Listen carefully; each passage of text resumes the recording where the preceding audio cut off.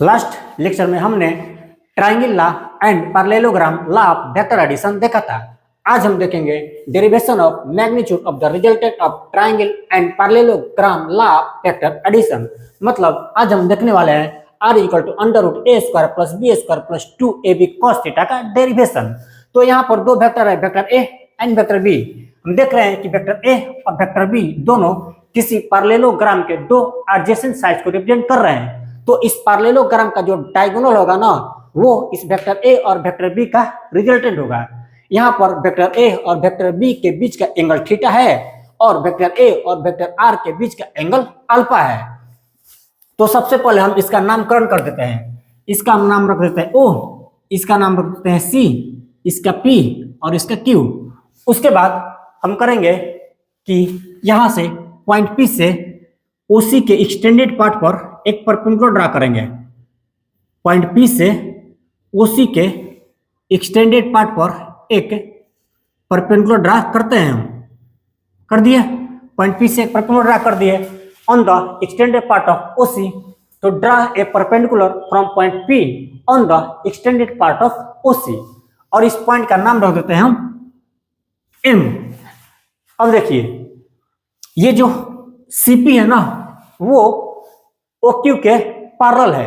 ये सीपी इस ओक्यू के पैरेलल है। तो हम कह सकते हैं यदि ओक्यू वेक्टर बी है तो ये सीपी भी वेक्टर बी होगा ना।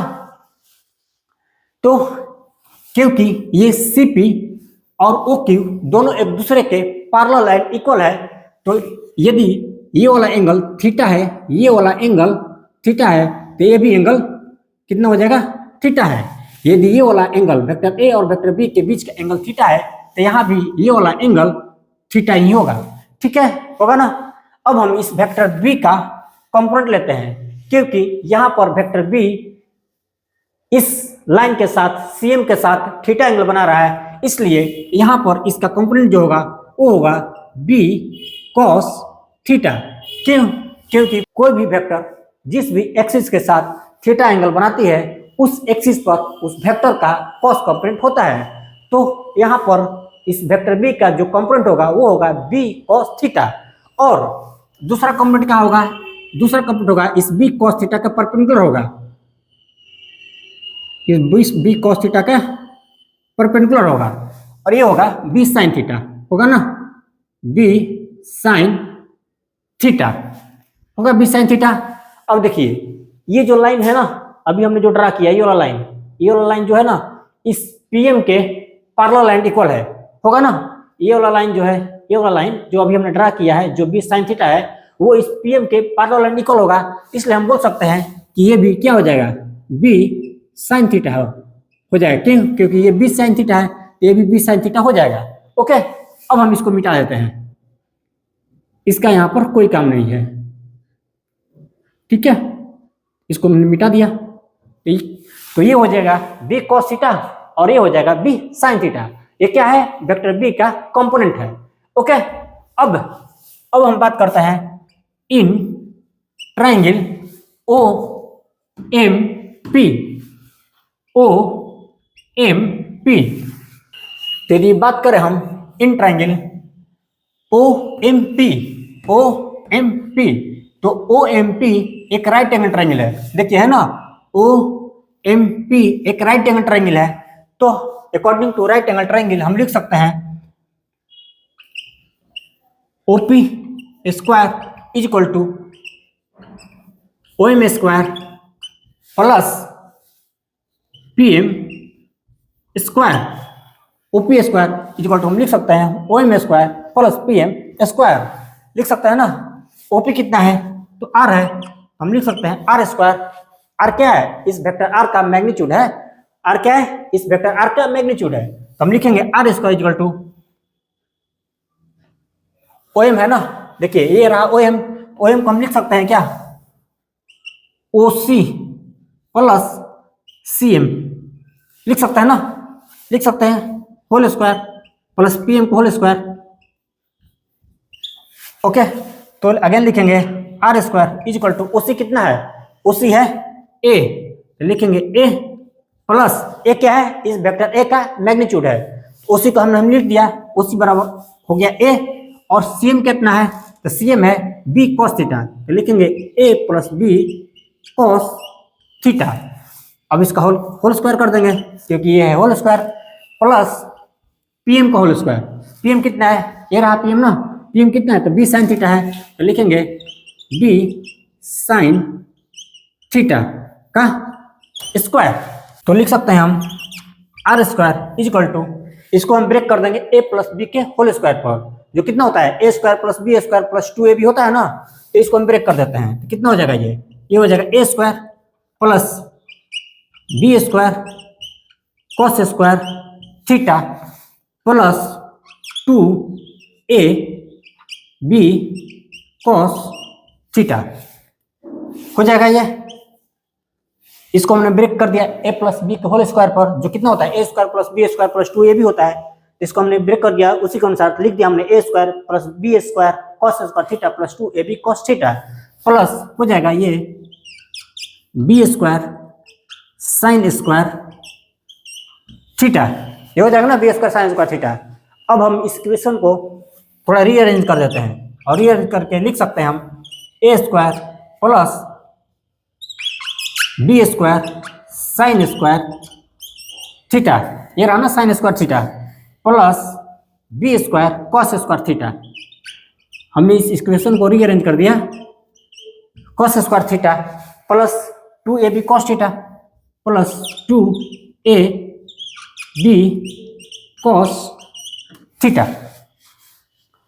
यहां से आर स्क्वायर बराबर हो जाएगा ए स्क्वायर प्लस, ओह यहाँ पे स्क्वायर छूट गया है,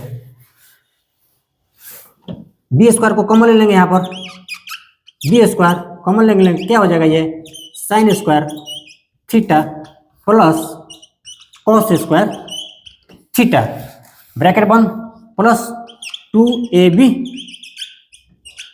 कॉस थीटा हो जाएगा ना। तो आप इसका स्क्रीनशॉट ले लीजिए। चलिए ऊपर वाला पार्ट थोड़ा मिटाते हैं हम।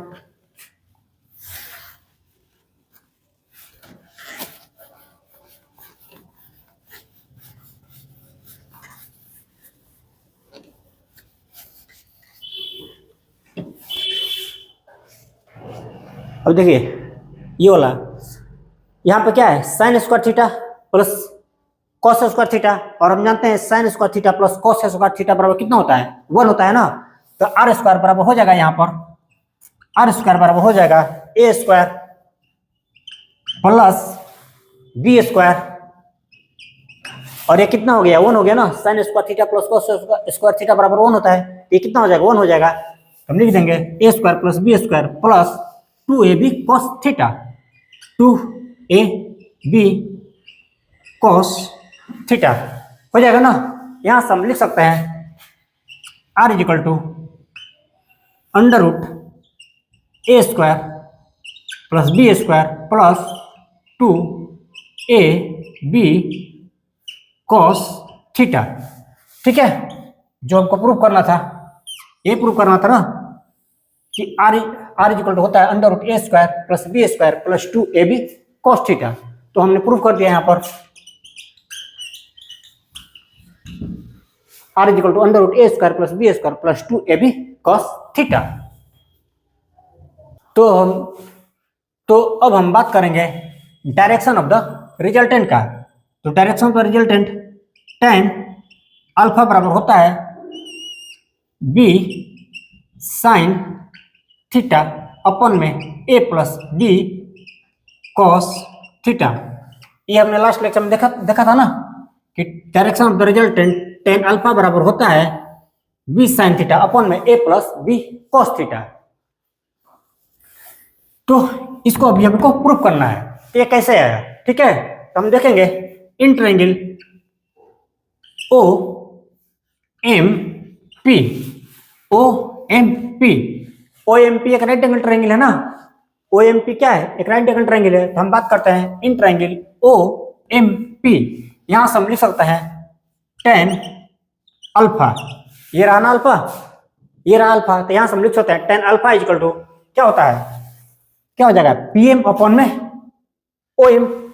टेन अल्फा बराबर लिख सकते हैं हम यहाँ पर, क्योंकि ये राइट एंगल ट्रायंगल है ना, वो एम पी एक राइट एंगल ट्रायंगल है, तो यहाँ से हम लिख सकते हैं tan alpha is equal to P M upon में O M, P M upon में ओ एम। टेन थीटा बराबर होता है ना पी अपॉन में बी, परपेंडिकुलर अपॉन में बेस। टेन थीटा बराबर क्या होता है पी अपॉन में बी, तो यहाँ से हम लिख सकते हैं tan alpha is equal to P M upon में ओ एम। पी एम कितना है, पी एम कितना है, तो बी साइन थीटा है, बी साइन थीटा है ना, P M B sine theta. और ओ एम कितना है, ओ एम को हम लिख सकते हैं O C plus C M. O M को क्या लिख सकते हैं O C plus C M, यहां से हमको मिल जाएगा tan alpha is equal to B sine theta upon में ओ सी कितना है, तो ए है, यहां पर ए क्या है, तो इस वेक्टर ए का मैग्नीट्यूड है, ठीक है, प्लस ओ सी ए हो गया, सी एम कितना है, तो बी कॉस थीटा है, तो बी कॉस थीटा, यहां से हमको मिल जाती है tan alpha is equal to B sine theta upon में A plus B cos theta. तो यही हमको प्रूव करना था ना, tan alpha is equal to B sine theta upon में A plus B cos theta. तो ये था R is equal to under root A square plus B square plus 2ab cos theta का derivation and also direction of the resultant tan alpha is equal to B sine theta upon में A plus B cos theta का derivation. तो अब मिलते हैं हम नए lecture में एक नए टॉपिक के साथ। Wish you all the best.